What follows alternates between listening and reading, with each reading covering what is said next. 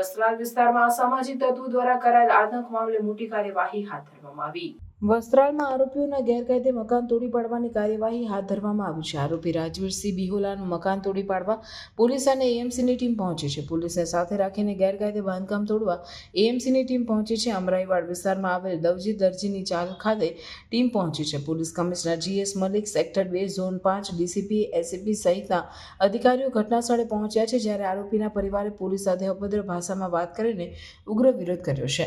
અમદાવાદના વસ્ત્રાલ વિસ્તારમાં અસામાજિક તત્વોનો આતંક વધતો જઈ રહ્યો છે।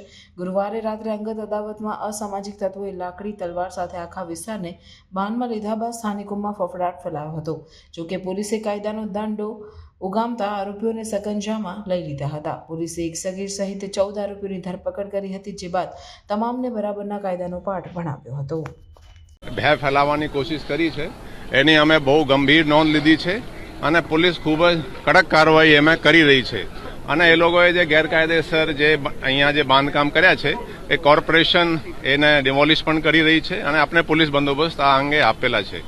અને હું કહેવા માંગુ છું કે જે આ રીતેના જે શરારતી તત્વો જે કંઈ આ રીતે કૃત્ય કરશે, જો જાહેર રોડ ઉપર અને આ રીતેના જે ભય ફેલાવશે, પોલીસ એને બહુ કડક રીતે એ લોકો વિરુદ્ધ કાર્યવાહી કરશે।